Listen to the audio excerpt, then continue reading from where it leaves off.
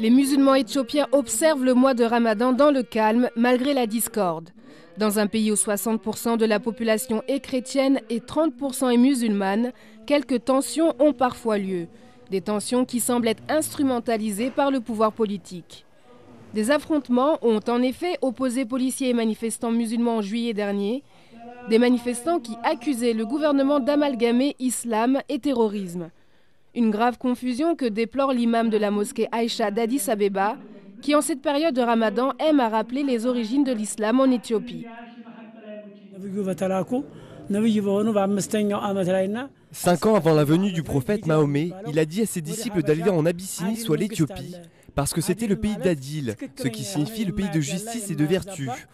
Donc les Arabes sont allés vers les Habéchas, c'est-à-dire les Éthiopiens, pour propager l'islam dans le monde pour la première fois hors de la Mecque, 5 à 6 ans après qu'il fut envoyé comme prophète. À cette époque, notre pays était un pays élu par le prophète. Les musulmans pratiquants du monde entier observent le jeûne du lever au coucher du soleil pendant 30 jours. L'objectif principal de ce mois de restriction mais de partage est de mettre à l'épreuve son endurance. Pour moi, le Ramadan est une période d'obéissance à Dieu et au Coran en jeûnant pendant 1 mois dans l'année. Donc, selon le Coran, en jeûnant et en faisant l'expérience de la souffrance, nous pouvons comprendre comment les autres, les pauvres, souffrent. C'est la raison principale du jeûne. La récompense pour cela vient de Dieu et elle est unique. On peut faire d'autres gestes généreux en public ou en privé, mais le jeûne, c'est entre toi et le Créateur.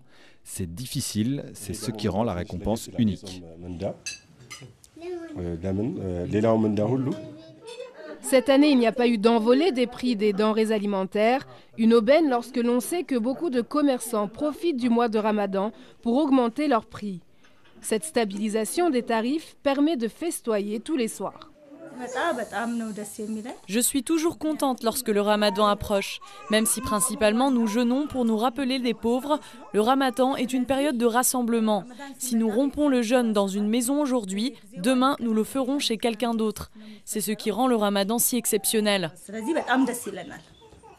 À Addis Abeba, les tensions ont diminué en ce mois saint. Un calme relatif que les Éthiopiens espèrent voir perdurer même après le Ramadan. Un mois de Ramadan qui s'achèvera selon le calendrier lunaire le 18 ou 19 août prochain.